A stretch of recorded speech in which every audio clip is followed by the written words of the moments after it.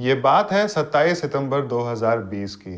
उस दिन सुबह 8 बजे कानपुर में जूही थाने की पुलिस को ये खबर मिलती है कि वहीं पास में स्वदेशी कॉटन मिल के कैंपस में एक शख्स की लाश बिना कपड़ों के पड़ी हुई है। पुलिस वाले वहां पे मौके पर पहुंचते हैं और मौके पे पहुंचने के बाद उन्होंने उस लाश को अपने कब्जे में ले लिया। उसके बाद कातिल की तलाश करना शुरू कर दिए। कातिल भी 2 दिनों में मिल जाता है और कातिल ने बहुत ही सहजता से ये स्वीकार कर लिया कि हाँ, उसी ने उस शख्स का कत्ल किया है। कातिल ने यह भी बताया कि वो शख्स उसका दोस्त था और उसकी वजह से ही उसकी बीवी ने उसका घर छोड़ दिया था। उस शख्स की वजह से उसकी बीवी ने घर छोड़ा था और उसकी बीवी ने उसके बड़े भाई से शादी की थी।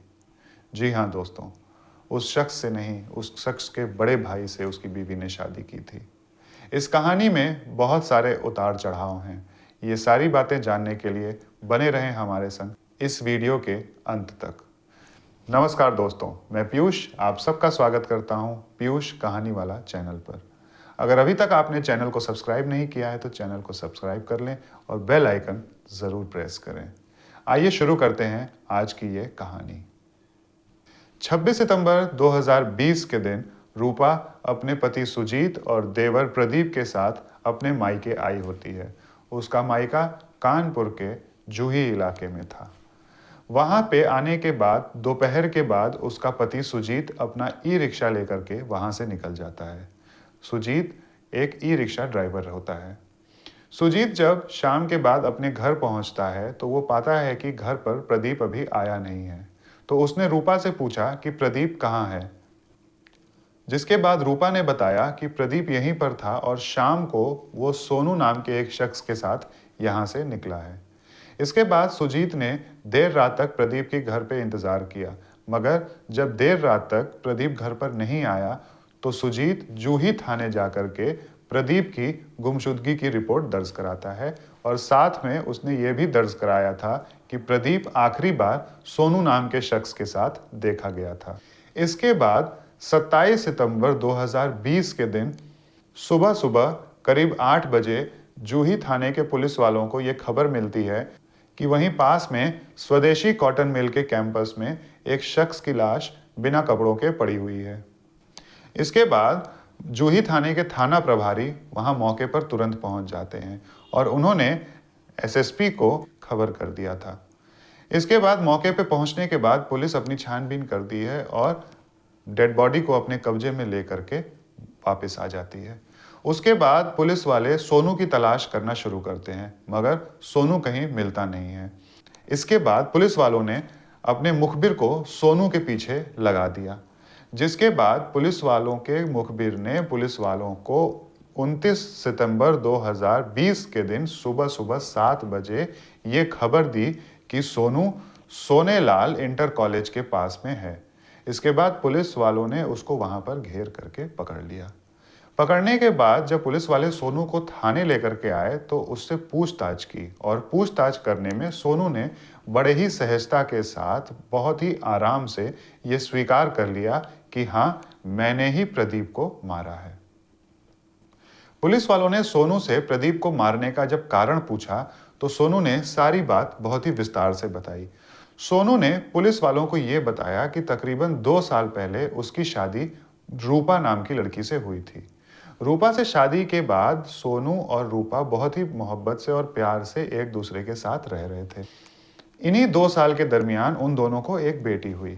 बेटी होने के बाद घर का खर्चा तो बढ़ा मगर आमदनी नहीं बढ़ी।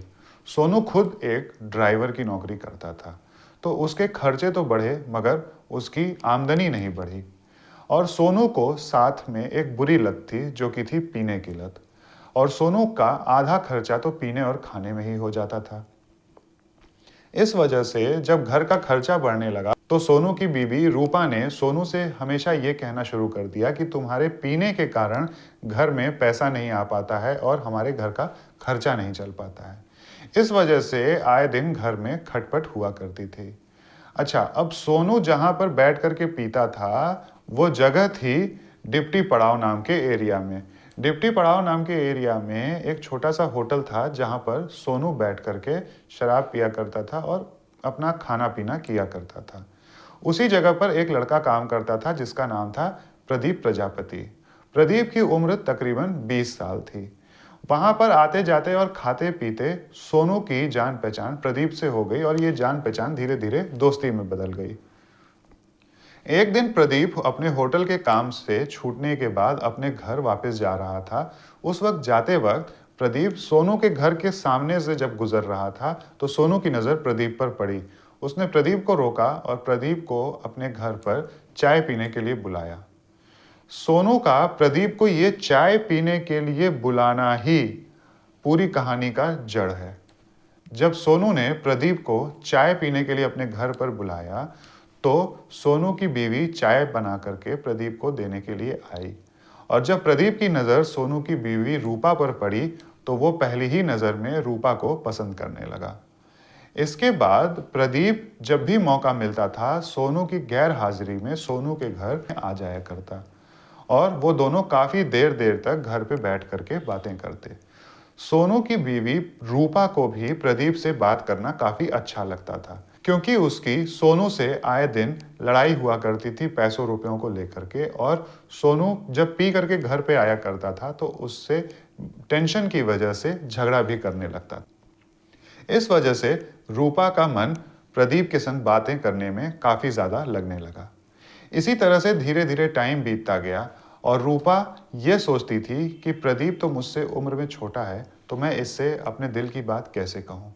इस वजह से रूपा ये चाहती थी कि पहले प्रदीप रूपा से अपने दिल की बात बोले। दिल ही दिल में प्रदीप ही नहीं रूपा भी प्रदीप को पसंद करने लगी थी। इसी तरह से समय बीतता गया मगर प्रदीप ने रूपा से अपने दिल की बात का इजहार नहीं किया। तो फिर एक दिन रूपा ने प्रदीप से ये कहा कि प्रदीप तुम तो मुझे बहुत ज़्यादा इश्क भरी निगाहों से देखते हो। जिस पर प्रदीप ने जवाब दिया कि मैं आपको इश्क भरी निगाहों से ही नहीं देखता, मैं आपसे वाकई में बहुत ज़्यादा इश्क करता हूँ और जिस दिन मैंने आपको पहली बार देखा था उसी दिन आप मुझे बहुत ज़्यादा पसंद आ गई थी। ये बात बोलने के बाद रूपा ने प्रदीप से कहा तो फिर तुमने आज तक मुझसे ये सारी बातें बोली क्यों नहीं? तुम तो मुझसे उम्र में छोटे हो, इस वजह से मैं तुमसे ये बातें नहीं बोल रही थी और ये सोच रही थी कि तुम मुझसे ये बातें बोलोगे। ये उम्र वाली बात जब रूपा ने प्रदीप को बोला तो प्रदीप ने रूपा से कहा कि प्यार में उम्र और जात पात नहीं देखते हैं। इसके बाद दोनों के बीच में नज़दीकियां और ज़्यादा बढ़ गईं और ये दोनों और भी ज़्यादा टाइम एक दूसरे के साथ बिताने लगे। देखते देखते करीब 2 महीने बीत गए और मोहल्ले में सोनू के घर में ये जो रूपा और प्रदीप की मुलाकात हुआ करती थी इसके बारे में लोगों ने बात करना शुरू कर दिया और किसी एक दिन किसी एक शख्स ने सोनू को प्रदीप और रूपा के इस टाइम बिताने के बारे में बताया भी, जिसके बाद सोनू को इन बातों पे कोई विश्वास नहीं हुआ क्योंकि वो प्रदीप और रूपा दोनों पे ही बहुत ज़्यादा विश्वास करता था। मगर फिर भी किसी ने कुछ कहा था, इस वजह से जब सोनू घर पे पहुंचता है तो वो रूपा से ये कहता है कि मोहल्ले वाले ऐसी ऐसी बातें कर रहे थे, क्या तुम्हारे और प्रदीप के बीच में कुछ चल रहा है? जिस पर एकाएक रूपा थोड़ा भौचक्की हो जाती है और वो चुप हो जाती है। इसके बाद सोनू ने कहा खैर कोई बात नहीं, कोई कुछ भी बोले मुझे इससे फर्क नहीं पड़ता है, तुम प्रदीप को अब यहाँ पर आने से मना कर देना। इस बात पर रूपा ने बड़े ही रूखे मिजाज में ये कहा कि ठीक है मैं मना कर दूंगी। उसके चेहरे का आव भाव देख करके सोनू ने टोकते हुए कहा क्या तुम्हें मेरी बात पसंद नहीं आई कि मैंने तुम्हें प्रदीप को यहाँ पर आने के लिए मना करने के लिए कहा है? जिस पर रूपा ने कहा कि नहीं ऐसी कोई बात नहीं है, आपने मना कर दिया है तो मैं प्रदीप को मना कर दूंगी। इसके बाद वो रात बीत गई मगर ना रूपा ने प्रदीप को वहां पे आने से मना किया और ना ही प्रदीप वहां पर आना रोका। हाँ, इस दिन के बाद से वो दोनों थोड़ा सतर्क जरूर हो गए। इसके बाद धीरे धीरे करीब 1 महीना बीत गया और किसी एक दिन किसी एक शख्स ने सोनू को ये खबर दी कि रूपा और प्रदीप तुम्हारे घर पर अकेले साथ में हैं। इसके बाद सोनू का पारा जैसे कि 7वें आसमान पे चढ़ गया और वो आग बबूला होकर के अपने घर पहुंच गया। घर पहुंचने के बाद वो दबे पांव अपने घर के अंदर गया और वो एक कमरे के अंदर रूपा और प्रदीप को आपत्तिजनक स्थिति में पाता है। उसको देखते ही प्रदीप वहां पे खड़ा होता है और अपने कपड़े ठीक करके वहां से तुरंत भाग जाता है। अपनी पत्नी रूपा को इस स्थिति में देखने के बाद सोनू काफी ज्यादा गुस्सा हो जाता है और उसके बाद रूपा की पिटाई भी कर देता है। उसके बाद आए दिन सोनू और रूपा के बीच में बहसें होती हैं और सिर्फ खाली बहसें ही नहीं होती हैं, लड़ाई मारपीट का भी रूप ले लिया करती थी। ऐसे ही दिन बीतता रहता है और रूपा और सोनू पति पत्नी होने के बावजूद, एक छत के नीचे होने के बावजूद एक घर में अजनबियों की तरह रहने लगे थे। अब रूपा का अपने खुद के घर के अंदर दम घुटना शुरू हो गया था। उधर प्रदीप भी रूपा से जब बात नहीं कर पा रहा था तो उसका भी जीना बहुत ज़्यादा मुश्किल हो गया था। एक दिन प्रदीप ने रूपा को मैसेज किया और मैसेज में उसने वहीं जूही थाने के पास में बारा देवी मंदिर में मिलने के लिए बुलाया। रूपा प्रदीप से मिलने के लिए उस मंदिर में गई और वो दोनों जब एक दूसरे को देखे तो उनके आंखों से आंसू निकल पड़े। उनके सारे अरमान, उनकी सारी भावनाएं उस आंसू के सहारे बह के बाहर निकली। इसके बाद प्रदीप ने रूपा से कहा कि रूपा, मैं अब तुम्हारे बगैर जी नहीं सकता। जिस पर रूपा ने कहा कि प्रदीप, तुम चिंता मत करो, मैं तुम्हें नहीं छोड़ूंगी और मैं भी तुम्हारे बगैर नहीं जी सकती। जब रूपा से प्रदीप ने ये बात सुनी तो प्रदीप ने कहा कि अगर तुम चाहो तो मैं चल करके तुम्हें अपनी माँ से मिलवाऊंगा और अगर मेरी माँ मान जाती है तो हम दोनों शादी कर लेंगे और साथ में रहने लगेंगे। ये बात सुनने के बाद रूपा थोड़ी हिचकिचाई और इस बात को टालने की कोशिश की, मगर प्रदीप के बार बार कहने पर रूपा इस बात के लिए तैयार हो गई। इसके बाद एक दिन रूपा लक्ष्मीपुरवा में प्रदीप के घर उसकी माँ से मिलने के लिए गई। प्रदीप ने अपनी माँ को सारी बातें बताईं और रूपा ने भी प्रदीप की माँ से कहा कि मैं आपके बेटे प्रदीप से शादी करना चाहती हूँ। सारी बातें सुनने के बाद प्रदीप की माँ को ये बात बड़ी अटपटी सी लगी, क्योंकि एक तो उनका बेटा रूपा से उम्र में छोटा था, दूसरी बात रूपा एक शादीशुदा औरत थी और उसकी एक बेटी भी थी। इस वजह से प्रदीप की माँ रूपा की शादी अपने बेटे प्रदीप से नहीं करना चाहती थी और उसने रूपा को इस चीज़ के लिए सख्त मना कर दिया। इसके बाद जब प्रदीप ने रूपा का साइड लेकर के अपनी माँ से बात करने की कोशिश की तो उसकी माँ ने, यानी कि प्रदीप की माँ ने तुरंत प्रदीप को डांट करके चुप करा दिया। इसके बाद रूपा थोड़ी उदास हो गई और वो रोते हुए प्रदीप की माँ से मिन्नतें करने लगी कि माँ जी, आप मेरी बात सुन लीजिए और उसको प्लीज़ मान लीजिए। इसके बाद प्रदीप की माँ थोड़ी पिघल गई और उसने रूपा से कहा कि ठीक है बेटी, अगर तुझे मेरे घर की बहू बनना ही है तो तुम प्रदीप से नहीं, प्रदीप के बड़े भाई सुजीत से शादी कर लो। ये बात सुनते ही रूपा जैसे कि एकदम भौचक्की हो जाती है और वो प्रदीप की माँ से कहती है कि माँ जी, मैं तो प्यार प्रदीप से करती हूँ और इसके साथ जीवन बिताना चाहती हूँ, तो मैं प्रदीप के बड़े भाई से कैसे शादी कर सकती हूँ। इस पर प्रदीप की माँ ने रूपा से ये कहा कि बेटी, तेरी शादी प्रदीप से तो मैं होने दूंगी नहीं। हाँ, अगर तू सुजीत से शादी करके मेरे घर में आती है तो मैं तुझे और तेरी बेटी दोनों को अपना लूंगी। इसके बाद रूपा सोचती हुई अपने घर चली जाती है और उसको कुछ समझ में नहीं आता है कि वो क्या करे। फिर एक दिन उसकी मुलाकात प्रदीप से होती है और प्रदीप ने रूपा से ये कहा कि मेरी राय में तो यही ठीक है कि तुम मेरे भैया से शादी कर लो। इससे होगा ये कि तुम मेरे साथ मेरे घर में भी रहोगी और हम दोनों जीवन भर एक दूसरे के साथ भी रह सकेंगे। ये बात सुनते ही रूपा बहुत ज्यादा हैरान हुई और उसने प्रदीप से ये कहा कि तुम ये चाहते हो कि मैं खुद से ही द्रौपदी बन जाऊं और तुम्हारे घर में एक द्रौपदी की तरह जीवन बिताऊं? क्या तुम यही चाहते हो? मैं तुमसे प्यार करती हूं और तुम्हारे साथ अपना जीवन बिताना चाहती हूं, ना कि तुम्हारे बड़े भैया के साथ। इस बात पर प्रदीप ने कहा कि मेरे हिसाब से तो यही ठीक है, अब तुम्हें जैसा सही लगे तुम कर सकती हो। इसके बाद रूपा सोच में पड़ गई। एक तरफ रोज उसके घर में उसकी लड़ाई उसके पति सोनू से हुआ करती थी, जिसकी वजह से वो पूरी तरह से अपने उस जीवन से तंग आ चुकी थी। इसके बाद रूपा ने प्रदीप की और उसके माँ के इस प्रस्ताव को स्वीकार कर लिया और 11 अगस्त 2020 के दिन वो मंदिर में प्रदीप के बड़े भाई सुजीत से शादी कर लेती है और सुजीत के घर आकर के लक्ष्मीपुरवा में रहने लगती है। लक्ष्मीपुरवा में आने के बाद वो अपना जीवन हंसी खुशी बिताने लगती है। जब दिन में उसका पति सुजीत काम पे चला जाया करता था, उसके बाद वो पूरा टाइम अपने देवर प्रदीप के साथ बिताती है। ये सारी चीज़ प्रदीप की माँ को पता थी, मगर उसने अपनी आंखें बंद कर रखी थी। उधर सोनू को जैसे ही ये पता चलता है कि उसकी बीवी रूपा ने दूसरी शादी कर ली है और सुजीत के साथ जा कर के रहने लगी है, वो अंदर से काफ़ी ज़्यादा आग बबूला हो जाता है और वो उन दोनों से यानी कि सुजीत और प्रदीप से बदला लेने के लिए प्लान बनाने लगता है। इसी प्लान बनाने के तहत उसने प्रदीप से दोबारा से दोस्ती कर ली और उसके संग खाना पीना शुरू कर दिया था। सोनू कभी कभी अपनी बेटी से मिलने के लिए लक्ष्मीपुरवा जाया करता था।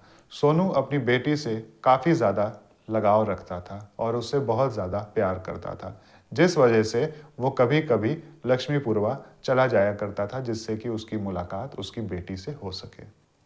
इसी बीच 26 सितंबर 2020 के दिन जब रूपा अपने मायके आई होती है अपने पति और देवर के साथ और दोपहर में उसका पति सुजीत जब अपना ई रिक्शा लेकर के वहाँ से चला जाता है, उसके बाद वहाँ पर सोनू आ जाता है। सोनू इसलिए वहाँ पर आया रहता है क्योंकि उसको खबर मिलती है कि रूपा अपने मायके आई हुई है। तो वो ये सोचता है कि मैं चल करके अपनी बेटी से वहाँ पर मुलाकात कर लेता हूँ। सोनू अपनी बेटी से मिलने के लिए वहाँ पे आया हुआ होता है, मगर वो वहाँ पर रूपा को और प्रदीप को एक कमरे के अंदर आपत्तिजनक स्थिति में देख लेता है, जिसके बाद सोनू आग बबूला हो जाता है और वो तुरंत ठान लेता है कि वो आज प्रदीप को सबक सिखा करके ही रहेगा।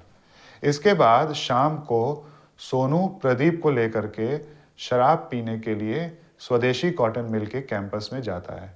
वहाँ पे बहुत ज़्यादा शराब पी लेने की वजह से, नशा हो जाने की वजह से प्रदीप ज़मीन पर लेट जाता है और वहाँ पास पड़े पत्थर से सोनू ने प्रदीप की मार मार के हत्या कर दी।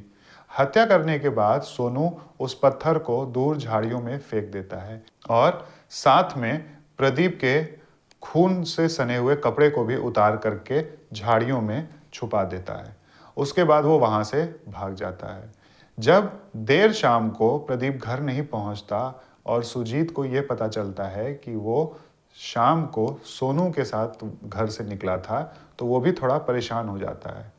मगर जब रात ज़्यादा होती है तब उसकी चिंता बढ़ती है और सुजीत जूही थाने में जा कर के प्रदीप की गुमशुदगी की रिपोर्ट दर्ज करा देता है और साथ में ये भी दर्ज कराता है कि वो सोनू के साथ आखिरी बार देखा गया था।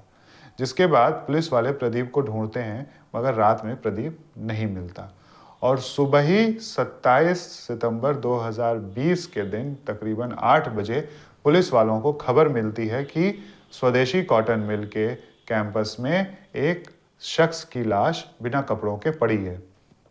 जिसके बाद पुलिस वालों ने सुजीत को भी बुलाया और उस लाश को दिखवा करके पहचानवाने की कोशिश की। जिसके बाद सुजीत रोने लगा और उसने ये बताया कि यही उसका भाई प्रदीप है। इसके बाद पुलिस वालों ने तुरंत सोनू की छानबीन शुरू कर दी, मगर सोनू कहीं मिला नहीं। इसके बाद पुलिस वालों ने सोनू के पीछे अपना मुखबिर लगा दिया। पुलिस वालों के मुखबिर ने 29 सितंबर 2020 के दिन तकरीबन सुबह 7 बजे पुलिस वालों को ये बताया कि सोनू सोनेलाल इंटर कॉलेज के पास में है और पुलिस वाले वहां पर सोनू को घेर करके पकड़ लेते हैं। ये सारी बात जानने के बाद सोनू को पुलिस वालों ने 30 सितंबर 2020 के दिन कोर्ट में पेश किया और उसको सजा दिलवा करके जेल में बंद कर दिया। इसी के साथ आज की हमारी ये कहानी यहीं पर ख़त्म होती है। कमेंट बॉक्स में कमेंट करके ज़रूर बताइएगा कि आपकी राय क्या है और इस वीडियो को अपनों के बीच में शेयर ज़रूर करिएगा। अगर वीडियो अच्छी लगी हो तो एक लाइक ज़रूर करिएगा। मिलते हैं अगले वीडियो में, तब तक के लिए नमस्कार।